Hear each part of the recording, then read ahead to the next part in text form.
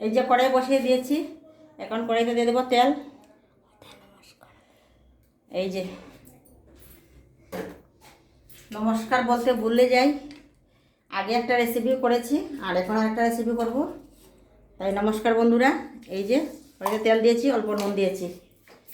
এখন দেবো আমি এই যে পটল কেটে রেখেছি এরকম করে, আর এই যে আলু বাকল শুদ্ধ লম্বা লম্বা করে কেটেছি, এটা একসাথে সাঁতলে নেব। দিয়ে দিলাম আলুগুলো। এই যে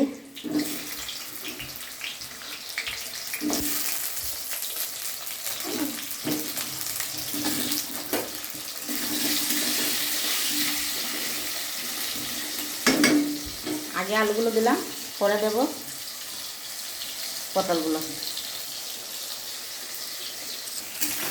এই যে আলুগুলো দিয়েছিলাম, অল্প হয়ে গেছে, এখন দিয়ে দেবো পটল। এই যে পটল দিয়ে দিলাম, আগে তো নুন দিয়ে দিয়েছি, এখন দেবো হলুদ গুঁড়ো দিয়ে ভালো করে সুন্দর করে সাঁতলে নেবো আগে। এই যে আলু আর পটলগুলো ভালো করে সাঁতলে নেব, সাঁতলিয়ে নামিয়ে নেব।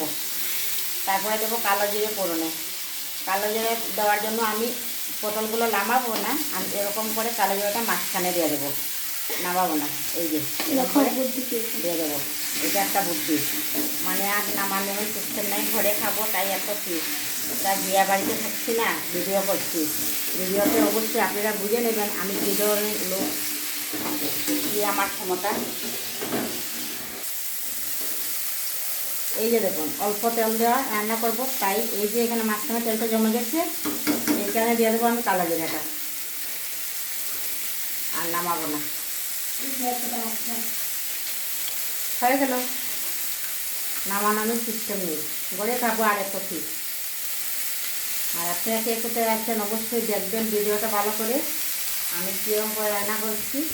আপনারা লাইক করবে, কমেন্ট করবে, শেয়ার করবে, অবশ্যই আমার পাশে থাকবে। ভুল হলে ক্ষমা করবে। আর এটার নাম কি আপনারা কমেন্ট করে অবশ্যই বলবে যে নাম কি। শস্য বাটা, চালমগজ বাটা, পোস্ত বাটা দিয়ে করবো, শস্য বাটা দিইনি, চালমগজ আর পোস্ত দিয়ে করবো।